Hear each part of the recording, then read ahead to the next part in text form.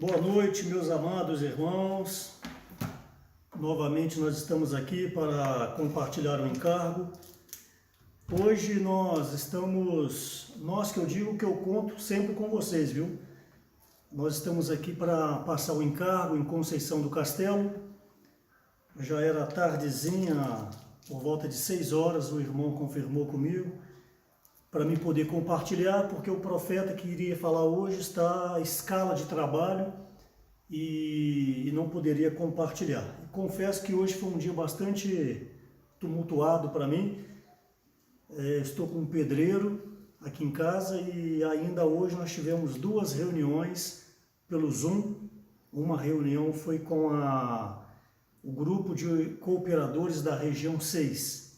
Então nós ficamos 1h30 em comunhão, traçando algumas diretrizes, algumas investidas para poder continuar cuidando da região 6. Então hoje não foi um dia muito folgado para mim não, mas para cooperar com os irmãos a gente está sempre disposto a cooperar. Eu penso o seguinte, que todos que leem o Alimento Diário, todos que leem, tem que ter alguma palavra, algum ponto para compartilhar, porque essa palavra compartilhar parece que coloca medo em todo mundo, né? A gente fala muito de muitas coisas, mas na hora de falar da palavra de Deus, a gente trava, a gente dá um branco, né? Some tudo, mas o compartilhar é algo tão simples, porque você vai tão somente falar aquilo que você está comendo. Se você, sua esposa, por exemplo, a irmã, se ela gosta de fazer alguma receita boa, ou um bolo, ou uma comida, e logo ela tem essa receita na ponta da língua para falar para as pessoas. Então a palavra de Deus, semelhantemente, se você desfruta diariamente, alguma coisa você tem para passar para os irmãos. Então nessa noite a gente vai desfrutar um pouco do que lemos durante a semana. Ainda a semana não acabou, tem um sábado e domingo. A semana 3 do Alimento Diário, cujo título é O Espelho e o Vaso. Está baseado em 2 Coríntios capítulo 3, versículo 18 e também em 2 Coríntios capítulo 4, versículo 7. Essa semana toda mostrou para nós 2 itens principais. O título já resumiu bastante: o espelho e o vaso. Esses 2 itens dizem respeito a nós, cristãos neotestamentários, ministros de uma nova aliança. Por isso que, desde a conferência, nós estamos estudando, estamos desfrutando com respeito ao ministro. No semestre passado, nós desfrutamos com respeito ao ministério da nova aliança. Embora todas as mensagens nós fazemos menção desses 2 itens, mas é de suma importância que todos vocês, ouvintes, vocês irmãos, nas localidades, vocês estejam totalmente constituídos dessa palavra, haja visto que nós precisamos ter um progresso espiritual, e esse progresso ele não advém de um conhecimento teórico, doutrinário, de um conhecimento da letra das Escrituras, antes algo que seja constituído em nós. Ministro, quando fala ministro, diz respeito a uma pessoa que já foi transformada. É claro, por um lado ela está num processo de transformação, porque esse processo ele vai durar até a volta do Senhor. Isso é óbvio. Mas por outro lado, ministro é alguém que já foi transformado. Pelo menos um percentual mínimo para poder ser um cooperador de Deus, ser alguém útil à obra de Deus. Nós estamos no ano de 2020, eu particularmente já são 28 anos estudando a Bíblia. Quando eu digo estudando, um contato com a Bíblia, o desfrute da palavra, são 28 anos. Eu me pergunto, quanto que esses 28 anos alterou na minha pessoa? Eu não posso também falar que nada mudou em mim. Eu tenho certeza absoluta que muitas coisas mudaram em mim. Mas ainda nós precisamos prosseguir para essa transformação diária, até nós sermos totalmente conformados à imagem do Filho de Deus e naquele dia então nós podemos ser glorificados e então nós adentraremos o reino eterno, a outra dimensão, que é a morada de Deus, que é a consumação do reino milenar e por fim a nova Jerusalém. Então, vivendo nessa terra hoje, você não pode e eu não posso, nós não podemos viver uma vida qualquer, acorda de manhã, toma um café, sai para o trabalho, sai para os estudos, chega à tarde cansado, faz aquela leitura rápida da palavra, do alimento diário, e faz um lanche, vai dormir, no outro dia novamente. Isso é uma vida muito mesquinha, isso aí é uma vida muito rasteira. Entendo que neste momento de isolamento social, alguns estão sendo forçados a ter uma vida dessa maneira, mas nós podemos usar a sabedoria como anjo de luz, podemos usar a estratégia santa para poder alcançar as pessoas por intermédio da palavra. Basta você querer, basta você ter um coração, basta você ter um interesse, e você, onde quer que você esteja, você poderá ser muito útil nas mãos de Deus. Então hoje nós vamos ver um pouco com respeito ao espelho e com respeito ao vaso. Isso, repito, diz em respeito ao ministro de uma nova aliança. No Antigo Testamento, nós já vimos em mensagens anteriores, era a antiga aliança. Gostaria de fazer um pequeno lembrete. Era o ministério que começou ali com Moisés em Êxodo capítulo 19. Vale lembrar que um ministério jamais foi a intenção de Deus que ele fosse para uma pessoa. Não existe um ministério para uma pessoa. Não existe um ministério para uma família. Lembra você que quando o Senhor Deus, Jeová, chamou Abraão, onde em teologia nós damos o nome de raça chamada, porque a raça criada em Adão, essa raça criada caiu, ela não conseguiu cumprir o propósito de Deus, então Deus, ele vai e inicia novamente o seu propósito em Abraão, de uma maneira bem clara na Bíblia, Gênesis capítulo 12. É bem verdade que já no capítulo 11 já tem uma menção desse chamamento. Mas em Abraão, Deus chama esse povo, esse homem, para dar início ao seu propósito nessa terra. Mas ainda em Abraão, embora ele tenha sido o pai da fé, não havia um ministério. Por quê? Porque não havia um povo, e o ministério é para um povo, o ministério não é para uma pessoa, o ministério não é para uma família. Então de Abraão vem então Isaac, também ainda não tinha um ministério, e vem então Jacó, e propriamente dito em Jacó ainda não tinha um ministério, embora a família já estava numerosa, cerca de 75 pessoas em Jacó desceram para o Egito em busca de alimento, porque havia em Canaã uma fome.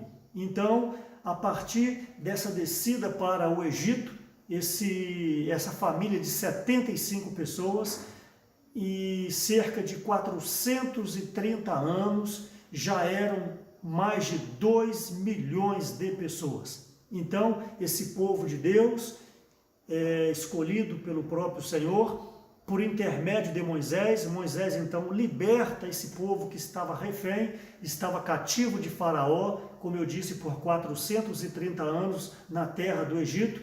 O Senhor então abre o Mar Vermelho, foi um grande milagre ali no Antigo Testamento, a partir de Êxodo capítulo 14, 15, o Senhor abre o Mar Vermelho por intermédio de Moisés, Moisés com o seu cajado deu uma ordem para o mar, e as águas se abriram, e esse povo então passou a seco o Mar Vermelho, perecendo Faraó, que representa Satanás, e todo o seu exército, todos os seus soldados.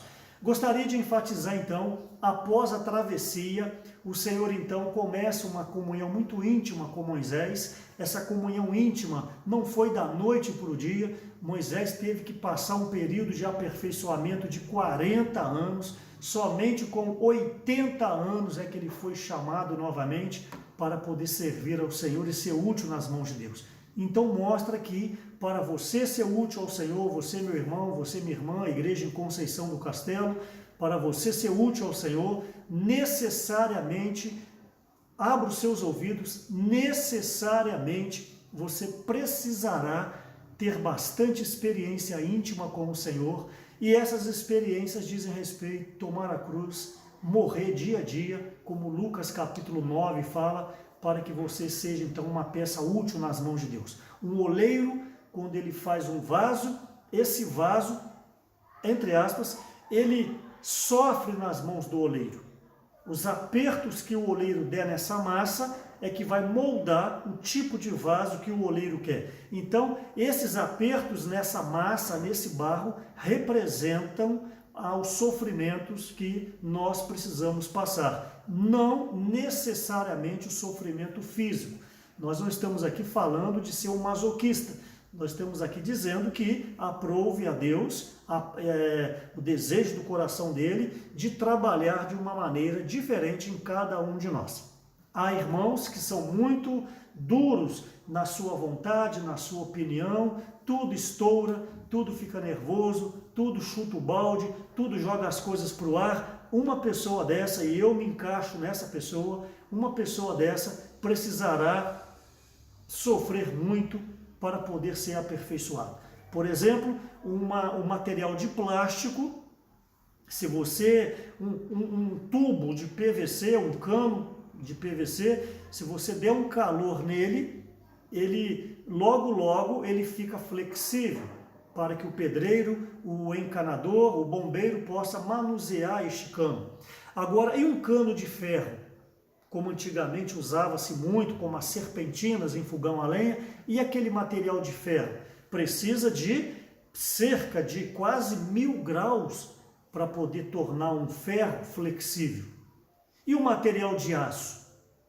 Talvez 1100 a 1300 graus para poder tornar flexível. Então, eu faço a pergunta: de que é feita a sua alma? As suas opiniões, o seu ponto de vista, a sua questão de não levo desaforo para casa, comigo é assim, vamos ver quem pode mais. Quanto mais você ser assim, mais você vai sofrer nas mãos de Deus. Por quê? Porque Deus te ama. Por quê? Porque Deus quer trabalhar em você. Então, temos também essa figura dos malfeitores que foram crucificados com o Senhor Jesus. O Senhor Jesus no meio, os malfeitores, um à esquerda e um à direita. Teve um período que eles ficaram murmurando entre si, até mesmo um blasfemou contra o Senhor. O que eu quero dizer é que da sexta para o sábado era o dia sagrado, de acordo com a lei no Antigo Testamento, não poderiam ficar pessoas penduradas, corpos pendurados ali na cruz. Então, o que ocorreu? O Senhor Jesus foi o primeiro que morreu. Fisicamente falando, o Espírito Santo saiu do homem Jesus, voltou para Deus, de onde ele havia vindo, então ficou ali apenas o homem Jesus, o ser humano nascido de Maria. Não havia neste momento que o Espírito saiu, não havia a essência do Espírito Santo presente em Jesus. Ele foi ali abandonado pelo Pai, representando toda a humanidade para levar sobre si os pecados da humanidade. Então, o primeiro que morreu foi Jesus. Isso em tipologia, de uma maneira representativa. O Senhor não fez questão da sua vida da alma. Ele era alguém que negava-se a si mesmo, como João capítulo 5, versículo 30. Que ele não veio fazer a própria vontade, mas a vontade daquele que o havia enviado. Então o Senhor Jesus, ele morre fisicamente, como o homem Jesus, e os dois malfeitores ficaram ali discutindo. Na sua opinião, no seu ponto de vista. Comigo é assim, não levo desaforo para casa, vamos ver quem pode mais, vamos ver quem fala por último. Se você é um desses, se eu sou um desses, nós nessa noite precisamos de receber luz. O que aconteceu para esses dois morrerem? Os soldados foram e quebraram as pernas deles. Então eles ali com muita dor, obviamente, eles então morreram fisicamente e foi um período de sofrimento a mais. Eu te pergunto, vale a pena passar por esse sofrimento a mais ou é melhor nós, como o Senhor Jesus, abrir mão do que nós pensamos, abrir mão do nosso ego, abrir mão da nossa pessoa? Você precisa considerar nessa noite. Você não pode aqui estar ouvindo essa mensagem por ouvir, ficar por isso mesmo. Isso precisa, neste momento, em nome de Jesus, faça uma reflexão da sua vida espiritual. Pergunte ao Senhor, Senhor, por que eu sou assim? Senhor, por que a minha mudança espiritual é tão pequena? A resposta você vai ver hoje, o porquê que o seu crescimento é tão lento. Daqui a pouco vamos falar sobre isso. Então, em Moisés, quando lidera o povo após o Mar Vermelho, o Senhor então fala para Moisés, para transmitir para o povo, Moisés era a boca de Deus. Em Êxodo capítulo 19, versículos 5 e 6, o Senhor então agora chama esse povo de reino de sacerdotes. Então agora nós temos o início do ministério da antiga aliança. Repetindo, o ministério é para um povo. O ministério da antiga aliança iniciou-se em Moisés, quando havia um povo para ser conduzido. Em Abraão não havia um povo, no máximo um indivíduo. Mesmo depois com Isaac, mesmo depois com Jacó e seus 75, ainda não era um povo, era uma família. E o ministério é para um povo. Então, o ministério da antiga aliança, você precisa estar totalmente constituído disso. Depois aí eu encorajo vocês em Conceição do Castelo, vocês precisam também esboçar uma reação, um sentimento com respeito a essa palavra. Me parece que depois vocês têm o costume de compartilhar pelo WhatsApp. É importante você anotar esses pontos para que você possa compartilhar. Se você só ouve e não compartilha nada, você é uma pessoa egoísta. Você é um irmão egoísta, você é uma irmã egoísta que só quer receber, não quer passar para o restante da igreja. Então quero encorajar vocês aí em Conceição do Castelo e outras cidades a mais que, por certo, sempre tem alguns irmãos ouvindo, que vocês também possam ruminar essa palavra. Até mesmo no chat aí, eu não estou visualizando, porque eu não gosto de visualizar chat enquanto eu estou falando. É bom você escrever aí algum ponto que está sendo tocado e coloca a cidade. É importante você colocar a cidade também, ok? E encorajo vocês também a baixar esse aplicativo Twitch, porque ainda penso eu que vai prolongar um pouco mais essa questão da pandemia. E se você puder, na parte rosa aí, está escrito seguir. Me parece que quando você segue, eu não tenho certeza, quando tem alguma postagem de alguma mensagem, você recebe como se fosse uma mensagem. Me parece que tem alguma coisa sobre isso, eu não estou seguro, ok? E depois, quando acabar essa questão da pandemia, vocês deletam isso tudo aí. Eu, particularmente, não gosto de rede social, ok? Mas agora a gente está sendo obrigado a usar esses canais. Não tenho nada contra, mas eu, particularmente, não gosto. Ok, então o ministério da antiga aliança começou em Moisés. E Moisés, então, começou a relacionar com Deus, porque havia um povo, havia um ministério sobre os seus ombros, e ele precisaria, então, levar adiante. E esse ministério, então, por causa da dureza de coração do povo, esse ministério precisava, então, de ter uma ordem, de ter um parâmetro, de ter uma meta, porque senão não adianta, iriam ficar a ver navios. O que iria acontecer doravante no deserto, ali caminho para Canaã que eles estavam seguindo? O Senhor então, por causa da dureza do coração do povo, eu não estou detalhando, mas o livro de Números fala que por pelo menos 10 vezes eles colocaram o Senhor à prova. Isso é muito profundo, o livro de Números. Por 10 vezes o Senhor Deus fala com a sua própria boca. Por 10 vezes o povo colocou o Senhor à prova. O Senhor então precisou, em Êxodo 20, estabelecer a lei, os 10 mandamentos.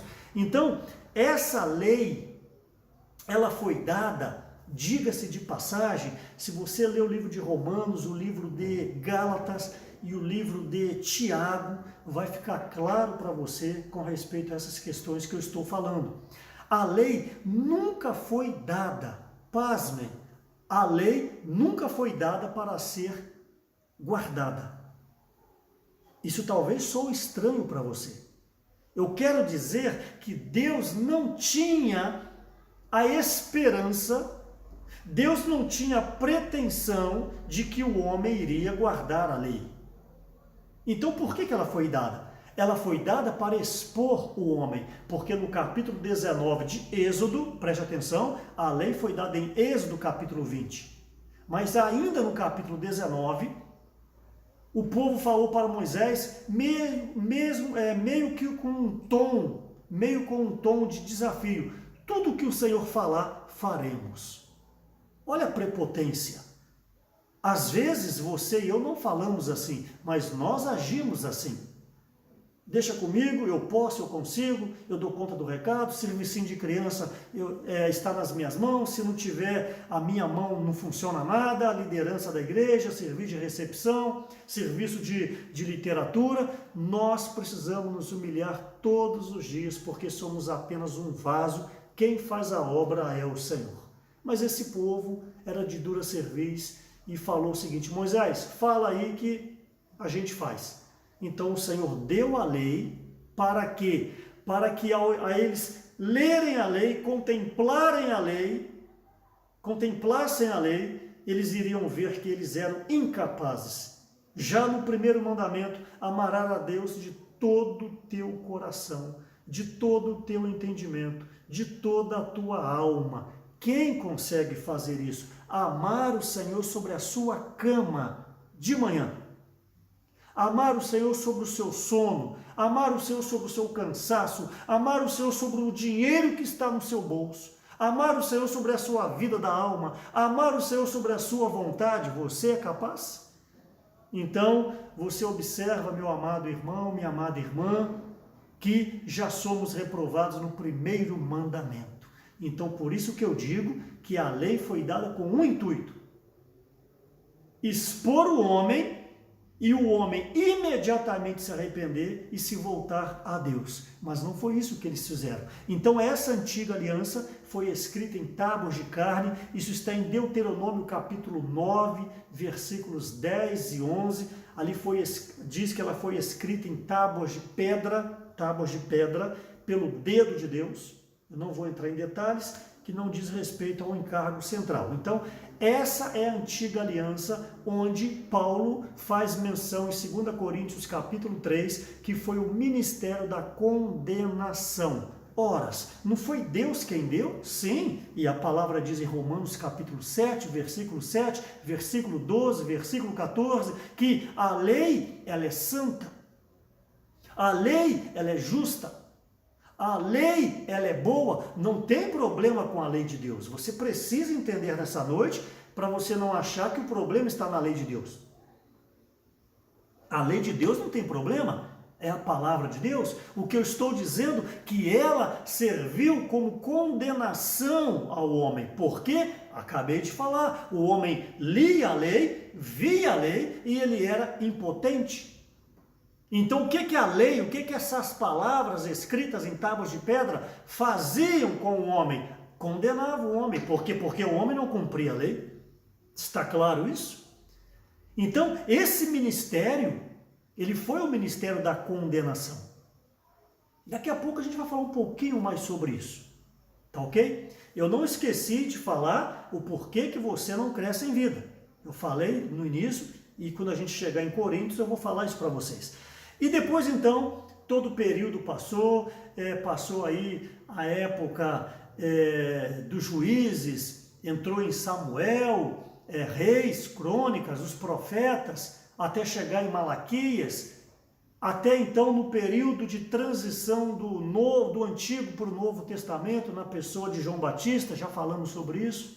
Então, em Jesus, agora é o ponto separador entre a antiga aliança e um novo tempo que iniciaria na pessoa de Jesus, chamada Nova Aliança.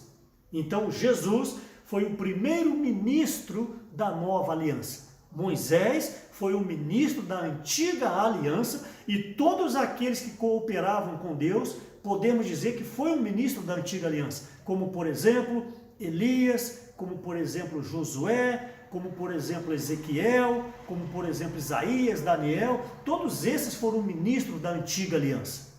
Só que essa antiga aliança, como eu disse, ela não poderia dar vida ao homem, onde a palavra diz que se pudesse ter uma lei que desse vida ao homem, tudo estaria resolvido. Mas a lei não conseguia dar vida ao homem, ao ponto do apóstolo Paulo falar em Romanos que a lei se tornou enferma por causa do homem.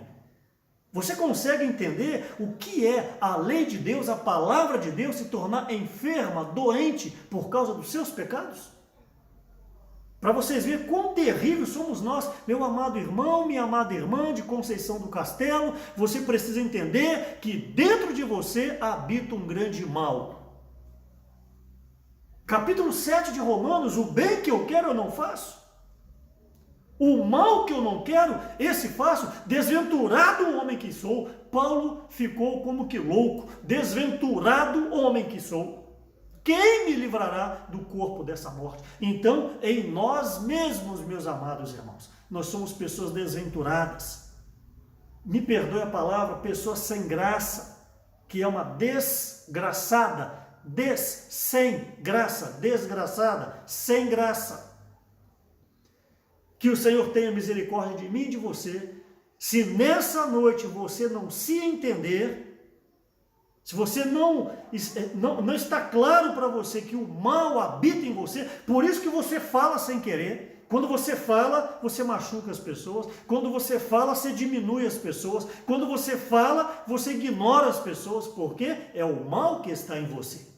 Paulo detalha isso claramente, coloca aí no chat, Romanos capítulo 7, coloca aí.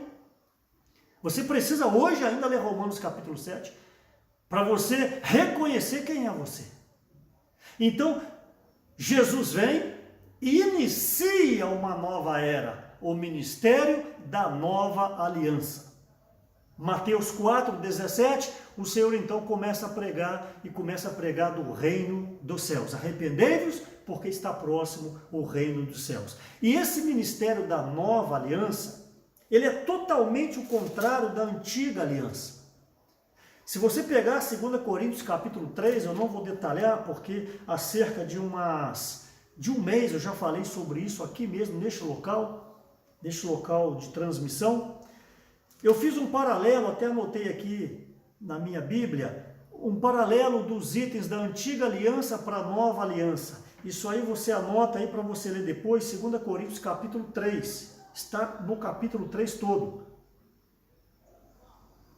A antiga aliança fala sobre tinta, por exemplo, 2 Coríntios 3:3, estando já manifesto como cartas de Cristo, produzida pelo nosso ministério, escrita não com tinta, mas com Espírito, mas pelo Espírito. Então, tinta diz respeito ao Antigo Testamento, onde Deus escreveu nas tábuas da pedra. Ali a tipologia é como se você tivesse pintado. E a tinta você tira, você apaga, você descasca. Então, Antigo Testamento foi escrita com tinta. No Novo Testamento foi escrito com o Espírito. Olha só o paralelo da antiga aliança com a nova aliança. Eu preciso que você absorva bem isso para você entender o porquê daqui a pouco. Na antiga aliança foi escrito em tábuas de pedra. Na nova aliança foi escrito no coração. Por isso que Ezequiel capítulo 36, versículo 26, fala que daria um novo e vivo coração para nós. Um coração de carne, daria um coração de carne. Então, antiga aliança, tábuas de pedra. Nova aliança, coração. Antiga aliança era o ministério da letra. A nova aliança, o ministério do Espírito. Da antiga aliança, esse ministério matava. Por isso que a palavra diz, porque a letra mata. Então a antiga aliança matava, condenava. A nova aliança vivifica. A antiga aliança é o ministério da morte. Isso está no versículo 7 de 2 Coríntios. E se o ministério da morte, gravado com letras em pedras. Então, a antiga aliança, esse ministério matava. A nova aliança, esse ministério, ele vivifica. Repetindo, né? na antiga aliança era o ministério da morte, na nova aliança é o ministério do Espírito, porque a letra mata, antiga aliança, mas o Espírito vivifica, nova aliança. Antiga aliança, finalizando, era o ministério da condenação, já vimos sobre isso, e na nova aliança é o ministério da justiça. Então, vejam, irmãos, quão elevado é o ministério da nova aliança. E é nesse ministério que você está. Você tem aí agora que dar graças a Deus por isso. Você não está no ministério da antiga aliança, o ministério da letra, onde ela só te cobra, ela não capacita você, ela não te dá respaldo, ela não te dá subsídio para que você consiga cumprir a palavra de Deus. Por isso que o ministério da antiga aliança é o ministério da morte, mas o ministério da nova aliança é o próprio Senhor Jesus em nós, como o Espírito que dá vida, ele fará a obra por nosso intermédio. Meu amado irmão de Conceição do Castelo, minha amada irmã, você tem que tomar posse dessas palavras que você está ouvindo. Você não nasceu nessa era à toa. Você hoje é um ministro ou uma ministra da nova aliança e você precisa então contemplar o Senhor, vamos falar daqui a pouco, para que esse ministério alcance o encargo de Deus, que é fazer de nós vencedores. Ok? Eu gostaria de ler 2 Coríntios capítulo 3, versículo 3 apenas, diz o seguinte, 2 Coríntios 3:3, eu já comecei a ler, vou terminar. Estando já manifestos como carta de Cristo, produzida pelo nosso ministério, escrita não com tinta, mas pelo Espírito de Deus, do Deus vivente, não em tábuas de pedra, mas em tábuas de carne, isto é, nos corações. Então Deus hoje, ele deseja inscrever em nosso coração, ou seja, como se fosse uma bordadura, não é uma escrita com tinta, algo externo, mas ele deseja inscrever em nós, repito, como uma bordadura numa roupa, num tecido, para ser algo interior em nosso coração. Então, desenvolvendo essa mensagem, aqui no capítulo 3 ainda, o versículo 18, diz o seguinte: e todos nós, a antiga aliança não era assim, mas olha a nova aliança, e todos nós com o rosto desvendado. Aí eu gostaria de parar um pouquinho aqui, para poder fazer menção para vocês de Êxodo capítulo 34, versículo 29. Como que era na antiga aliança, quando Moisés ia ter comunhão com o Senhor? Vale lembrar que, embora Moisés fosse alguém totalmente íntimo de Deus, ainda o ministério da antiga aliança não lhe proporcionava a condição de Deus entrar nele. No Antigo Testamento, Deus agia fora do homem. Isso tem que te alegrar. Eu estou falando de um homem como Moisés. Eu estou falando de um homem como Abraão, de um homem como Daniel, de um homem como Ezequiel, e Deus ainda agia fora deles, de cada um deles.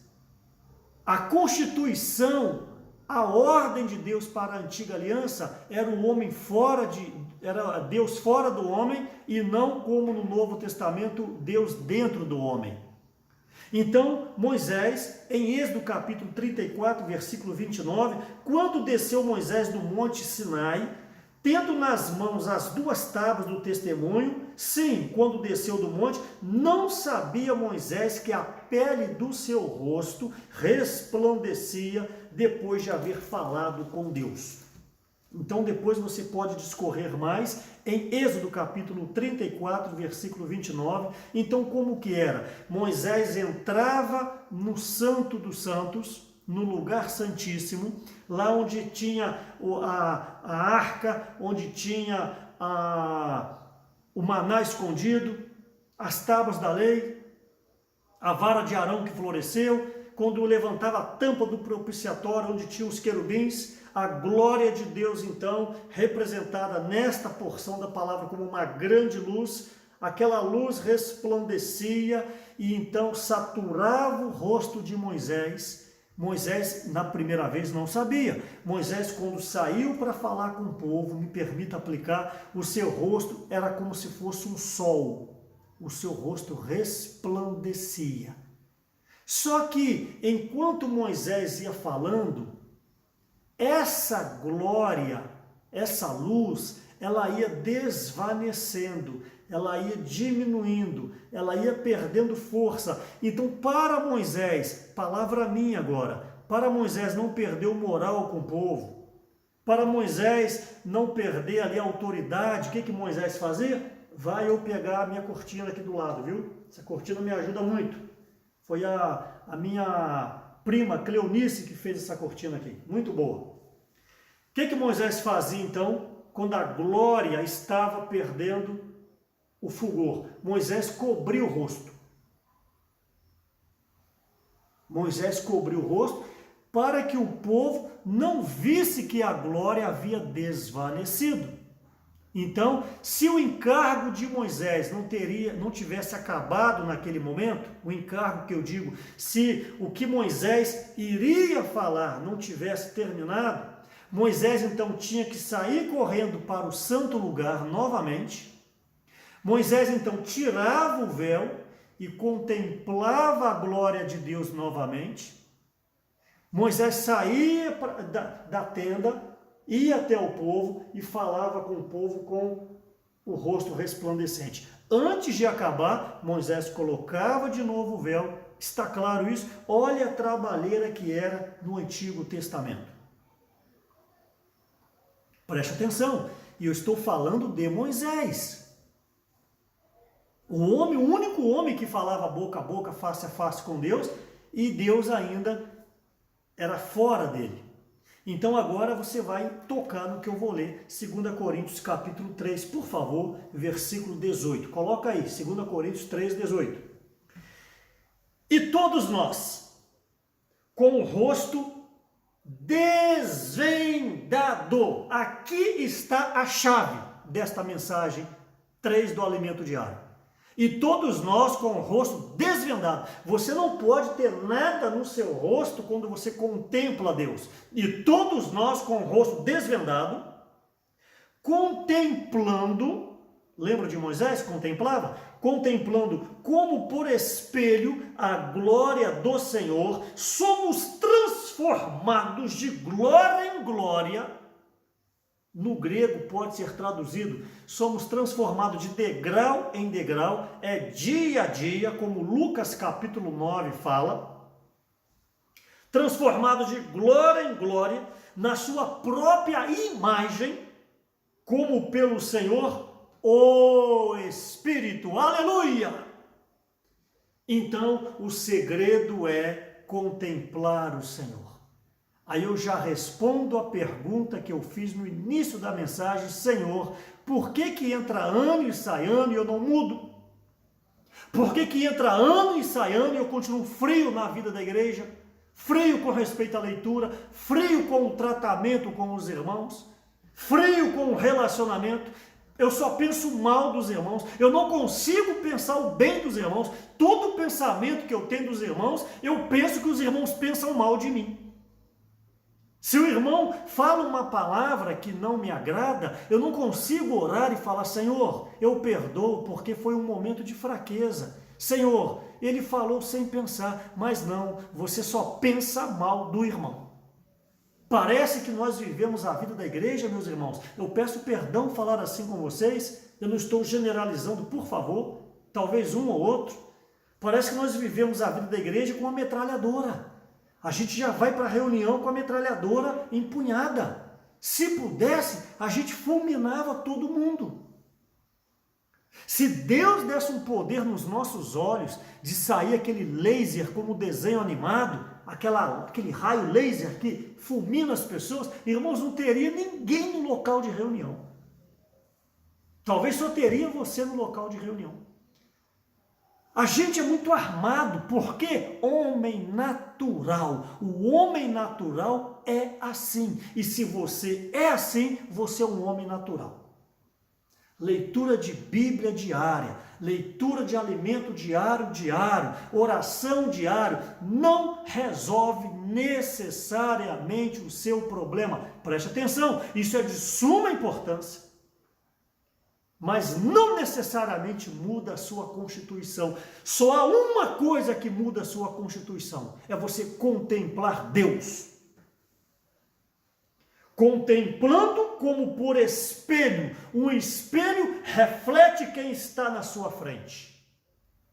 Se você chegar de frente por um espelho, você vai se contemplar. É o que Tiago fala, capítulo 1, versículo 23, depois você lê aí, Tiago 1, 23, coloca aí. Ali fala de nós, no homem natural, contemplar nós mesmos. O grande problema que você acha que você é o melhor irmão da igreja, a melhor irmã da igreja, você é o único certinho, você é a única certinha, você é o que lê mais Bíblia, você é o que oferta mais, você é quem entende mais. O que você está me dizendo com essa atitude? Você está se contemplando. E quem é você? O homem natural. Quem é você? O mortal. Por isso que você não cresce. Aí você joga o ônus na leitura da Bíblia. Mas eu leio todo dia, eu oro todo dia, eu faço minhas orações. Sim, está lhe faltando contemplar Deus. O único item que muda o interior de um homem é contemplar Deus. Contemplando como por espelho a glória.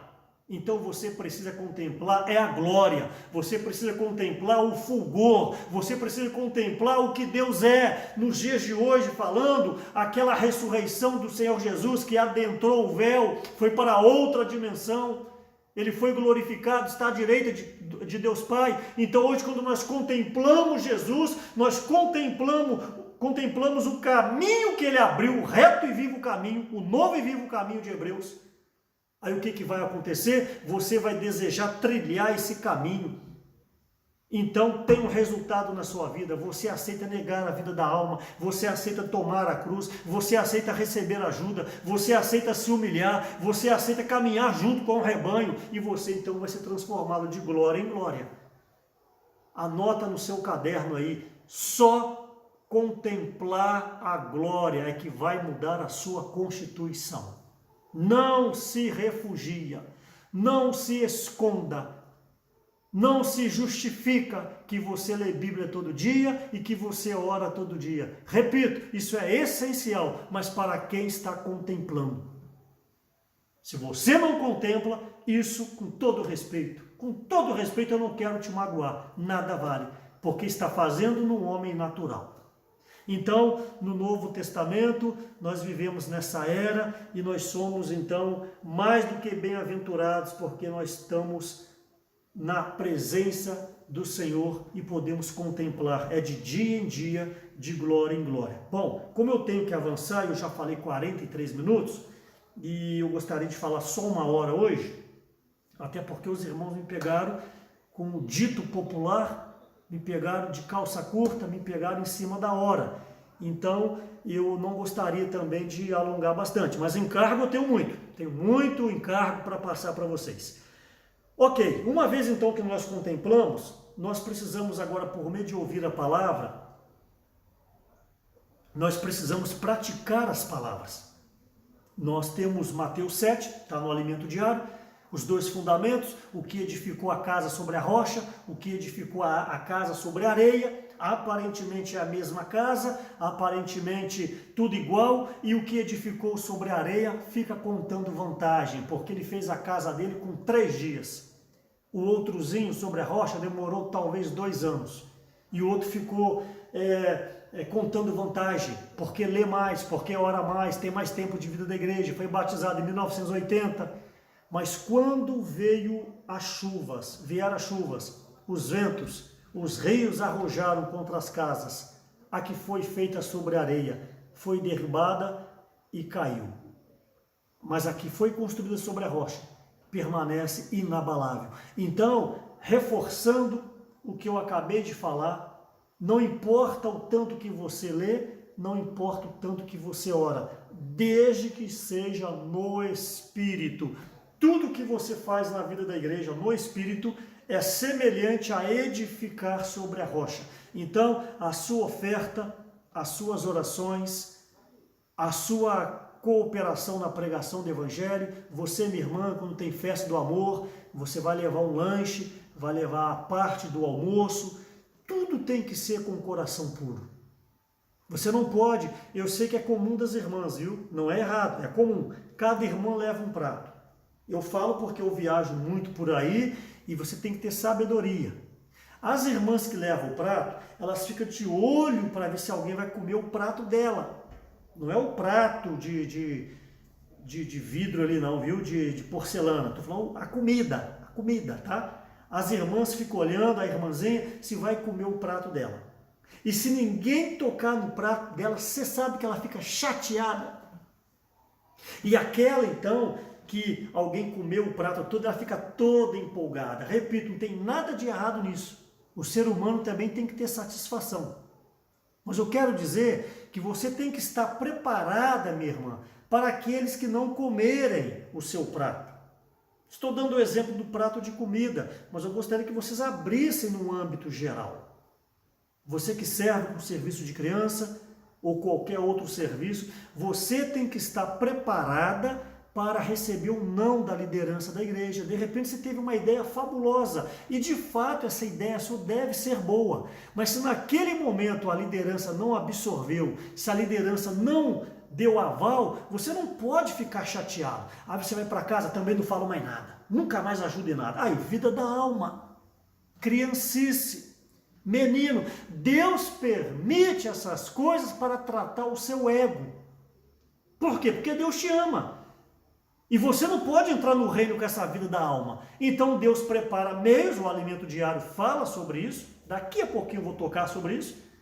Deus então prepara maneiras para tratar com a sua pessoa. Então nós precisamos entender que a nossa edificação tem que ser sobre a rocha, que diz respeito a negar a nós mesmos. Precisamos também confiar nos irmãos que estão na liderança, como segundo Crônicas 20:20, é muito fácil você falar parte A, crede no Senhor vosso Deus estareis seguros, todo mundo gosta disso, mas crer nos seus profetas e prosperareis é para pouco. Eu estou dizendo então que de repente a sua deficiência na vida da igreja é crer mais nos profetas, é crer mais nos irmãos que o Senhor separou para servir na sua localidade. Então o nosso serviço, com esse pano de fundo do Antigo Testamento e de Moisés, o que eu quero dizer para vocês é o seguinte: se na antiga aliança, o ministério da morte, o ministério da condenação, já tinha um resplendor no rosto de Moisés, sendo na antiga aliança, quanto mais na nova aliança. Então hoje, o dito popular novamente, estamos com o queijo e a faca nas mãos. Estamos no Novo Testamento, o Senhor habita em nós, a lei que foi colocada em nós, o nosso Senhor Jesus cumpre através de nós, não é como a antiga aliança que só cobrava e não dava subsídio para você executar. No Novo Testamento, essa lei foi colocada em nós e o próprio Espírito de Deus em nós é que cumpre a vontade do Pai. Nós somos apenas tão somente, como é o título da mensagem, um espelho e um vaso. O espelho é para eu contemplar. Eu contemplo o Senhor, cresço em vida e Ele em mim executa a sua obra. E como um vaso, nós somos apenas um compartimento que transporta o Espírito que está em nós. Isso está, por exemplo, no livro de Coríntios, capítulo 4. Então quem é você? Você é apenas um vaso. Preste atenção o que diz 2 Coríntios 4:4. Nos quais o Deus deste século cegou o entendimento dos incrédulos para que lhes não resplandeça a luz do Evangelho da glória de Cristo, o qual é a imagem de Deus. Então o que Satanás está fazendo hoje? Ele impede que o tesouro que está dentro de você, que é a glória, que é o próprio Senhor, ele impede que esse tesouro, que essa glória resplandeça de você. Então Satanás vai fazer o quê? Satanás vai jogar o véu. Satanás vai jogar o véu, como 2 Coríntios capítulo 3, versículo 14, mas os sentidos deles, Antigo Testamento, se embotaram. Pois até hoje, quando fazem a leitura da Antiga Aliança, o mesmo véu, lembra do véu de Moisés? O mesmo véu permanece, não lhe sendo revelado que em Cristo é removido. Ok? 15. Mas, até hoje, quando é lido Moisés, Pentateuco, 5 livros, quando é lido Moisés, o véu está posto sobre o coração deles. Quando, porém, aleluia, algum deles se converte ao Senhor, o véu lhe é retirado. Então, o que é a vida da igreja? É uma vida eterna e diária de retirar o véu. Você pode estar na vida da igreja. Aqui em Conceição nós começamos em julho de 1997. Julho de 1997, 23 anos tem a igreja em Conceição do Castelo. 23 anos. Mas de repente, ainda há um véu sobre o seu coração, que impede que você contemple o Senhor.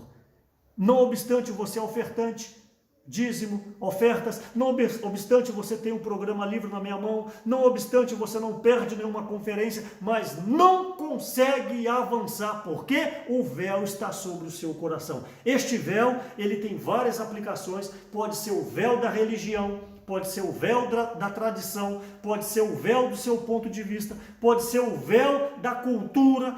Todos nós temos um tipo de véu e nós precisamos abrir mãos desses véus. Desse véu, que no singular, que representa muitas e muitas aplicações, como eu disse. A sua tradição impede que você veja o Senhor. A sua maneira de pensar impede que você veja o Senhor. Então, esse tesouro que está neste vaso que somos nós, ele precisa se manifestar. E a maneira que Deus, finalizando a palavra, a maneira que Deus usa para esse tesouro se manifestar, como eu disse no início da palavra, muitas vezes é por meio dos sofrimentos. Esse sofrimento, ou esses sofrimentos, não necessariamente sofrimentos físicos. Por isso eu gostaria de ler 2 Coríntios capítulo 4, versículos 7 a 14. Por favor, 2 Coríntios 4, 7 a 14. Preste atenção, por favor. Temos, porém, este vaso, esse tesouro em vasos de barro, para que a excelência do poder seja de Deus e não de nós. Em tudo somos atribulados. Por que Paulo colocou essa questão da tribulação logo após falar do vaso e do tesouro? Porque ele quer mostrar que é por meio dos sofrimentos que esse tesouro é manifesto a partir de nós como vasos do Senhor. Eu vou ler de novo e vai ficar claro para você. Temos, porém, este tesouro em vasos de barro. Tesouro, o Espírito, vaso de barro, nós. Para que a excelência do poder seja de Deus e não de nós. Em tudo somos atribulados, porém não angustiados. Perplexos, porém não desanimados. Perseguidos, porém não desamparados. Abatidos, porém não destruídos, levando sempre no corpo o morrer de Jesus, levando sempre no corpo o morrer de Jesus, para que também a sua vida se manifeste em nosso corpo, ou seja, o vaso de barro. Porque nós que vivemos somos entregues à morte por causa de Jesus, para que também a vida de Jesus se manifeste em nossa carne mortal, de modo que em nós opera a morte, mas em vós a vida. Ou seja, Paulo aqui está falando para os coríntios, Paulo está dizendo, em mim, em Paulo, é gerada a morte, para que em vocês, coríntios, sejam gerada a vida. Muitas vezes, quando você vai pregar o evangelho, você vai apacentar uma família, toda terça-feira na casa de uma família, toda quinta-feira fazendo estudo bíblico, o que gera em você? Gera morte. Que morte é essa? Morte na vida da alma. Você deixar o seu cansaço, você acabar de chegar no trabalho, come alguma coisa rápida, já pega a esposa e vai para o estudo bíblico. Está gerando o que em você? Morte. Mas em quem recebe? Está gerando a vida. Para mim poder estar falando aqui agora, gera morte em mim. Entenda bem esse aspecto da morte. Eu preciso estar morrendo aqui para dar vida para você. Mas se você não se manifesta, você é uma pessoa egoísta. Por isso que agora você tem que também se manifestar para gerar morte em você, porque você precisa ser coparticipante da morte, do morrer de Jesus, para dar vida para outras pessoas. Tendo, porém, o mesmo espírito da fé, como está escrito, eu criei, por isso é que falei, também nós cremos, por isso também falamos. Nós estamos aqui falando, você na sua casa, porque nós cremos. Nós cremos no viver da igreja, nós cremos naquilo que o Senhor vai fazer por nós. Na página 53 do Alimento Diário, apenas um pequeno texto, há um tesouro dentro de nós que ninguém consegue ver.